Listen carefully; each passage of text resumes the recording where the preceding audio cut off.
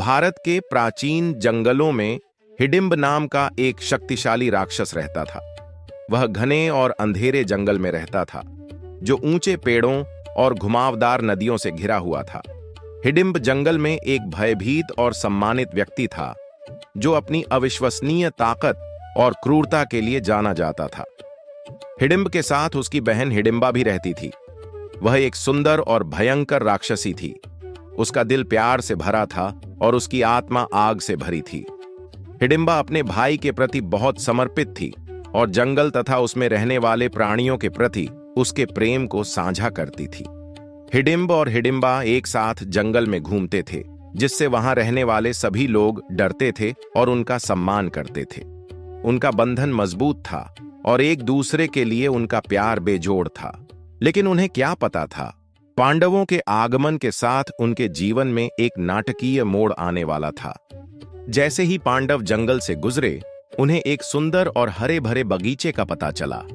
भीम, भाइयों में सबसे मजबूत होने के कारण, रात के लिए भोजन और आश्रय खोजने का काम सौंपा गया था।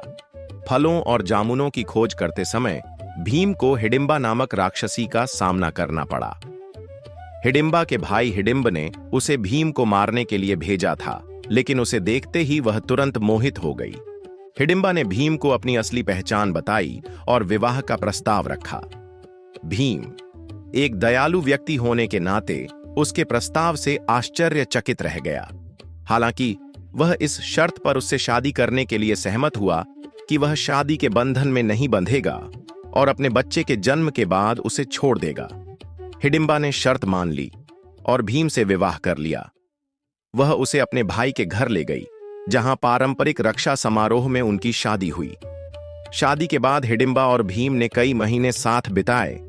इसी दौरान हिडिंबा गर्भवती हो गई।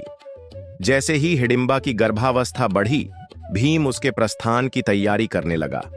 हिडिंबा यह जानकर कि भीम जल्द ही उसे छोड़ देगा, उसने उसे रुकने के लिए मनाने की कोशिश की।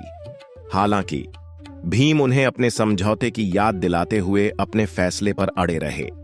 अंततः वह दिन आ ही गया जब हिडिंबा ने घटोत्कच नामक एक शक्तिशाली पुत्र को जन्म दिया। भीम अपने बेटे के जन्म पर बहुत खुश हुए और हिडिंबा और घटोत्कच को विदा करने से पहले उन्होंने उसके साथ कुछ समय बिताया। हिडिंबा का दिल टूट गया था, फिर भी वह अपने बेटे के प्रति समर्पित रही और उसे एक बहादुर योद्धा बनाया। घटोत्कच ने बाद में महाभारत युद्ध में अपने पिता और पांडवों के साथ लड़ते हुए महत्वपूर्ण भूमिका निभाई। भीम से अलग होने के बावजूद हिडिंबा उनके और उनके परिवार के प्रति वफादार रही। वह जंगल में रहकर घटोत्कच का पालन पोषण करती रही और उस दिन का इंतजार करती रही जब वह भीम से दोबारा मिलेगी।